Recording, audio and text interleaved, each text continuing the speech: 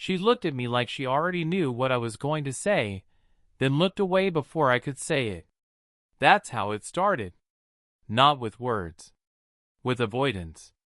With a glance that stayed too long, then broke too soon. Her name's Elena. I used to sit in her class 3 years ago, half listening, half watching the way she'd tuck a strand of hair behind her ear when she was thinking. Back then, she was untouchable, poised, married, unreachable. And I was just a student with ink on my hands and too much to prove. Now she's standing across from me at a gallery, surrounded by photographs I took. She doesn't belong here, but somehow she does. The room hums with soft chatter, glass clinking. Yet all I hear is the sound of my pulse. Her voice breaks through it. "You've changed," she says, almost smiling. "So have you," I manage. She laughs quietly. "That's not necessarily a good thing." It's strange. She still has that calm, measured tone, but there's something looser around her now. A shadow of fatigue maybe, or freedom. I can't tell. She asks about the photos, pretending to study them, but her eyes keep flicking toward me. I pretend not to notice. My hands stay in my pockets because I don't trust what they might do otherwise. I tell her one of the photos was taken in her old classroom. Empty desks, sunlight spilling through blinds. She stops. "You remembered that? Hard to forget where you learned how to look at things," I say. There's a pause. The kind that feels like it's holding its breath. She moves closer to the frame, her shoulder almost brushing mine. The faint scent of her perfume, something clean, like citrus and old paper, hits me harder than it should. "You always were observant," she says softly, tracing the edge of the frame with her finger. "Too much, maybe. Is that a compliment or a warning?" She doesn't answer. Her lips curve, but her eyes, those calm, guarded eyes, flicker with something unguarded. Something tired of pretending. We stand there longer than we should. The air between us thickens, quiet but electric. She adjusts her sleeve, a small nervous habit. I almost laugh. It's the first time I've seen her unsure. I say her name without meaning to. "Elena." She looks up, startled. Maybe because I used her name at all. Maybe because of the way I said it. Her mouth opens, then closes. "Noah," she says, a little too softly. The sound of it, my name in her voice, feels like being pulled backward and forward at once. Someone walks past us, brushing between, and the moment fractures. The spell breaks, but not fully. We both step back like we've been caught doing something we hadn't yet done. She folds her arms. "It's good to see you," she says. It sounds like a question. "You too," I reply. It sounds like a lie. Because good doesn't even come close to it. Her phone buzzes. She glances at the screen, frowns slightly, then slips it away without answering. For a second, I imagine it's a message from someone waiting for her, a husband, maybe. A reason to leave. She looks back at me, unreadable. "You're still in the city?" "For now." She nods slowly.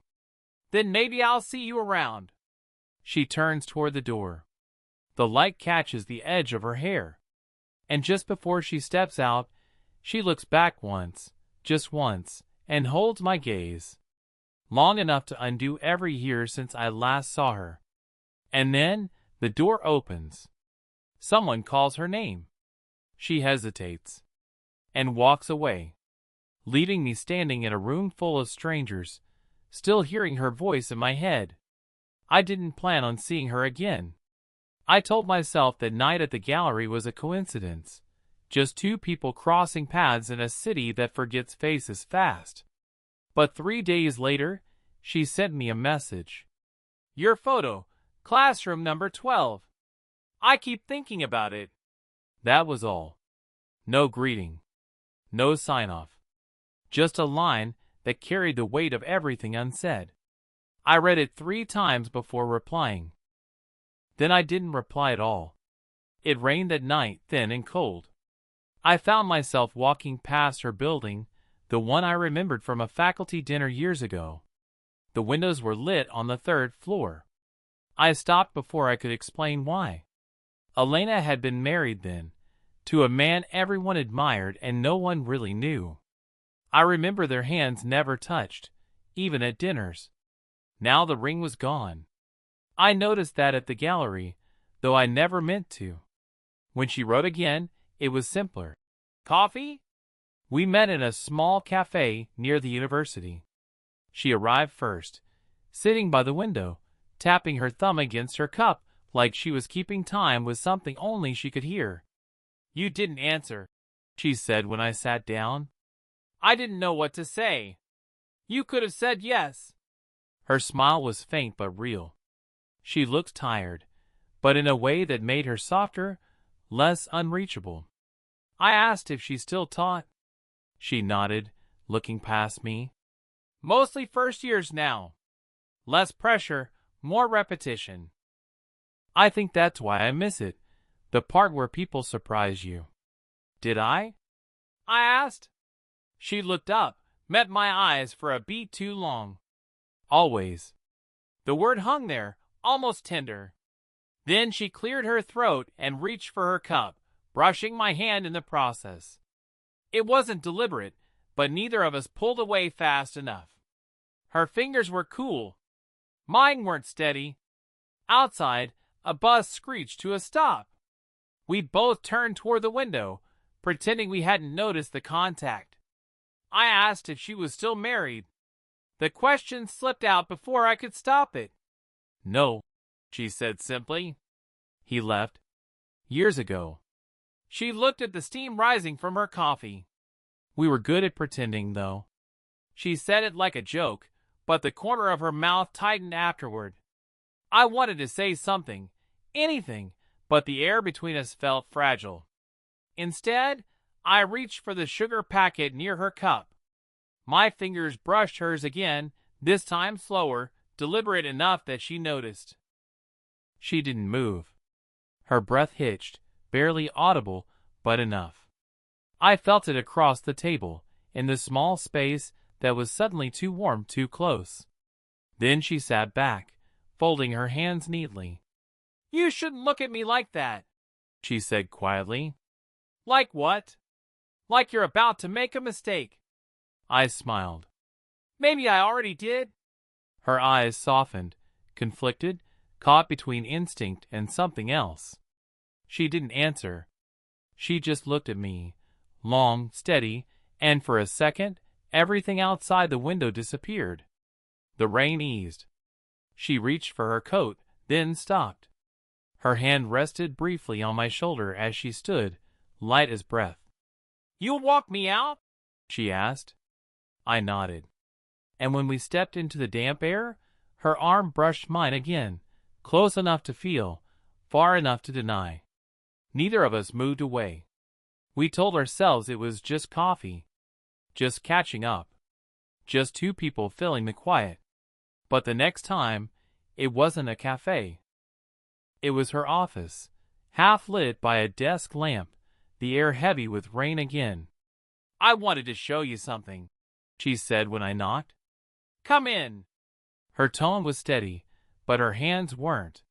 She gestured toward the wall where she'd pinned one of my photos, a shot of a window half open, curtain caught mid-motion. It reminds me of something unfinished, she murmured. That's why I like it. I stepped closer, close enough to see the faint reflection of her in the glass. Her hair was damp. The scent of rain and whatever perfume she wore clung to the air between us. You shouldn't be here this late, she said, though she was the one who'd sent the message. Neither should you. Her eyes flicked toward me, sharp at first, then softening. You always answer like that. Like what? Like you don't care what happens next. I care, I said. Too fast. Too honest. Silence. The kind that hums with everything you shouldn't say. I wanted to step back, but instead I moved closer. Her sleeve brushed my arm. Her breath touched the edge of my neck. She didn't move away. For a heartbeat, it felt like the world had narrowed to this. Her quiet inhale, the faint tremor in her voice when she finally said, "This can't happen." "Then why are you shaking?" She blinked, startled, not angry, just unguarded. I saw the truth flicker through her composure. Fear, want, memory. She turned toward her desk, pretending to fix something on it, her back to me. "Because people talk. Because I should know better. Because you should too." The words came out sharp but cracked at the end. I took one step forward, close enough to see the small scar near her collarbone, the way her hand tightened around the edge of the desk like she needed something to hold. "I don't care what they think," I said. She laughed softly, almost bitter. "That's because you're still allowed not to." The light flickered. Somewhere down the hall, a door opened. Voices echoed. Students, maybe. We froze. She turned, eyes wide. "You have to go. I just got here." "Noah," she started, but then the footsteps came closer, and without thinking, she reached for me, pulling me behind the door. Her body pressed against mine, her hand flat against my chest. We didn't breathe. The footsteps passed, muffled laughter trailing off down the corridor. But she didn't move her hand. When she finally looked up, our faces were inches apart, her breath uneven, her eyes flickering between my mouth and the floor. "You need to leave," she whispered again, though her voice had lost its edge. "I will," I said. "In a minute." She didn't push me away. Her fingers lingered against my shirt, tracing the faint rhythm of my heartbeat before she pulled back slow, like tearing herself from gravity. Then she straightened, smoothing her blouse, the mask returning. "You shouldn't come here again. Will you stop me if I do?" She looked at me for a long, waited second, eyes dark, unreadable. "No," she said finally. And as I stepped into the hallway, I caught her reflection in the glass door, still watching, still not ready to let me go. I tried to stay away. 2 weeks. That's how long it lasted. Then I saw her again, by accident, or maybe because some part of me never stopped orbiting around her. It was late afternoon, the kind of light that makes everything softer, almost forgiving. She was leaving campus, carrying a folder pressed to her chest. When she saw me, she hesitated, not surprised, just caught. "Noah." I said her name back, quieter. "Elena." For a moment, neither of us moved. The street was nearly empty, the air full of that tense stillness before rain. She looked tired again, like she hadn't been sleeping much. I didn't ask why. I already knew. She started walking. I fell into step beside her. "You said not to come by again," I said. "I did. But you didn't say don't find you." She smiled faintly. "You sound younger when you talk like that." "I am younger. That's the problem." We reached a small park, almost empty. She stopped under a tree, rain beginning to whisper through the leaves. Her hand brushed her hair back, slow, distracted. "You think this is a game," she said finally. "No," I said. "I think it's a mistake. What I'd make again." Her breath caught, a sound she didn't mean to let out. "You don't know what you're asking for," she said, softer now. "You see what you want. Not the rest of it." I stepped closer. "Then show me the rest." She shook her head, but her voice wavered. "You shouldn't." I reached up, brushing a drop of rain from her cheek. My thumb lingered near her jaw, feeling the tremor that ran through her. Her eyes closed for half a second, just long enough for the world to tilt. "I can't stop thinking about you," I said. The words came out rough, like they'd been scraping against me for days. Her hand found my wrist, light, trembling. "You shouldn't say that," But it's true. She looked up, her face inches from mine. You don't understand. I'm not what you think. Then tell me what you are. She exhaled, the sound almost breaking. Lonely, she whispered, and old enough to know better.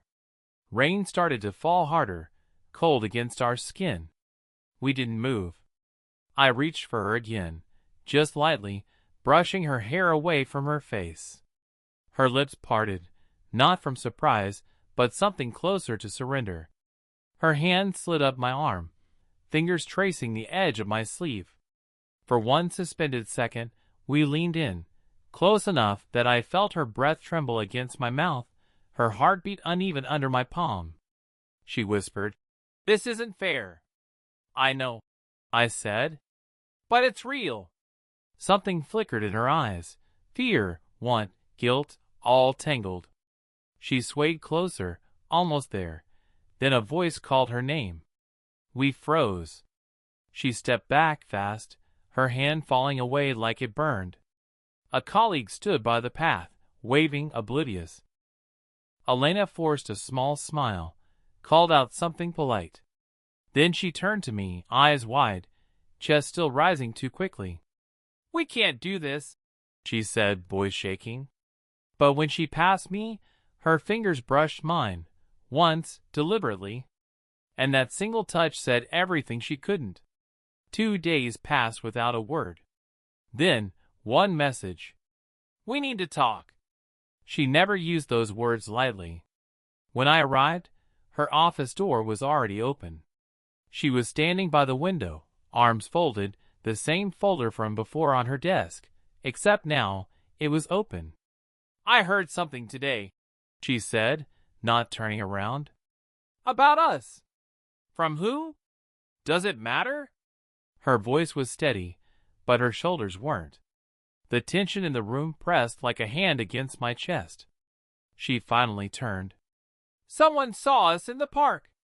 Said we looked close." "Because we were," I said quietly. Her eyes flicked up to mine, sharp, wounded, almost angry. "You don't understand, Noah. You have a future. I have a reputation that can still break." I stepped forward, but she held up her hand. "Don't." The word hung there like a stoplight in fog, too late to ignore, too early to move through. She paced once, twice. Then she stopped and said, almost too low, "I should have told you before.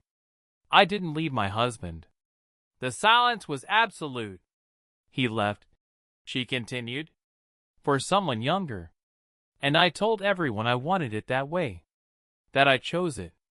Her voice trembled, just barely.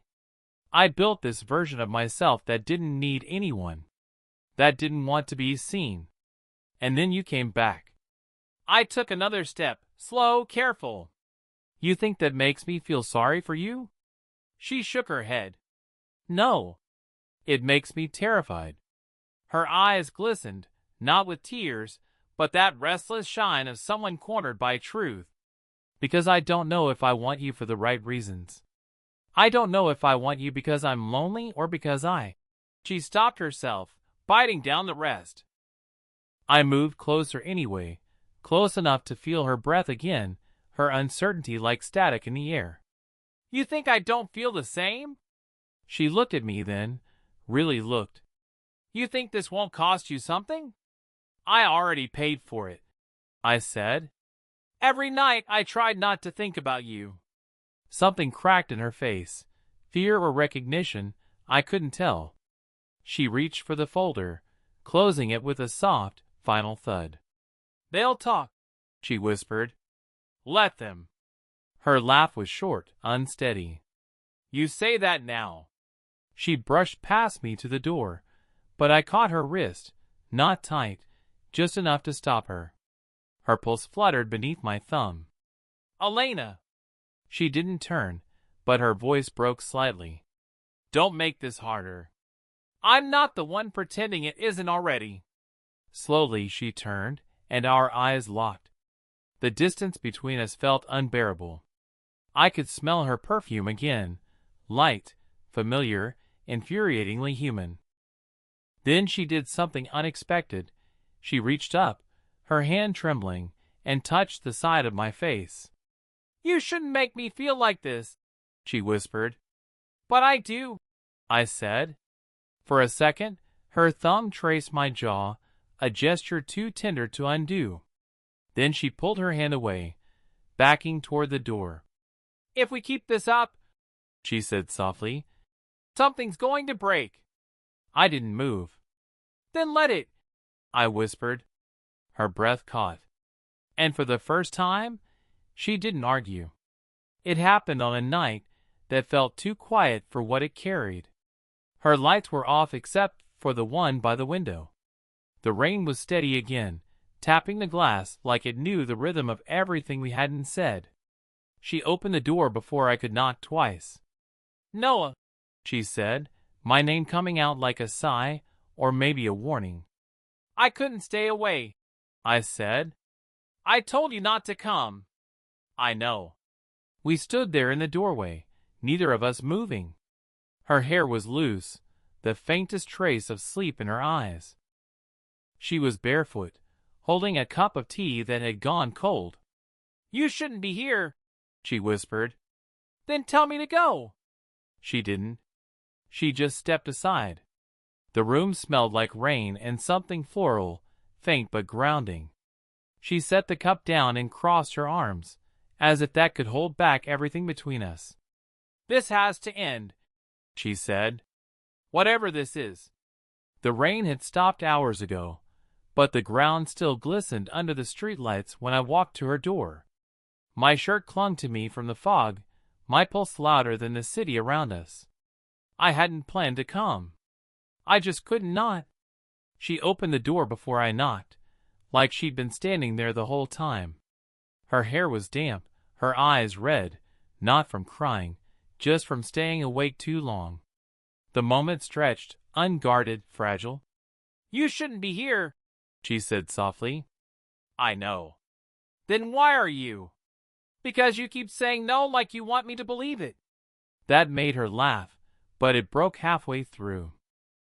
She leaned against the doorframe, tired and beautiful in that real, unedited way.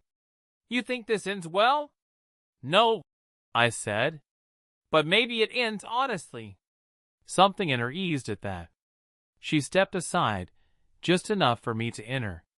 The apartment was quiet except for the sound of rain sliding down the windowpanes. The lights were low. There was a half-drunk cup of tea on the table, cold now. She stood near the couch, arms crossed. "You'll regret this one day." "Maybe," I said. "But not tonight." Her breath caught, barely, and she turned her face away.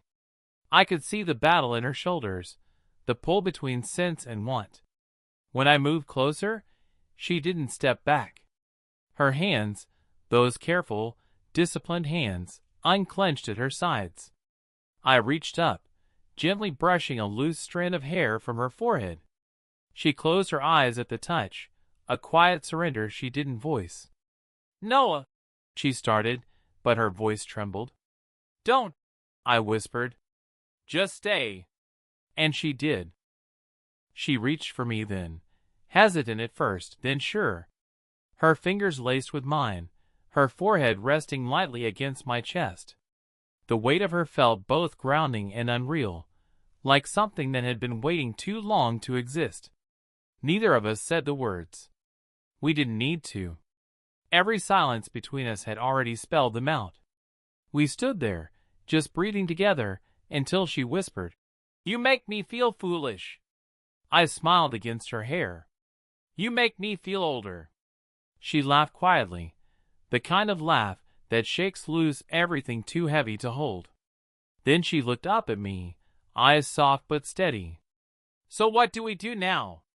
I thought about it, the age gap, the rules, the judgment waiting outside that door. Then I looked at her, really looked, and it all felt smaller than the space between us. "We live with it," I said. "And we don't hide anymore." She nodded, a small, quiet yes. When I kissed her forehead, She exhaled like she'd been holding her breath for years. The clock ticked somewhere behind us. The world didn't stop, but it slowed, just long enough for us to stand still together. Two people who found something too late, and chose it anyway. Did you enjoy the story? What kind of stories would you like to hear next?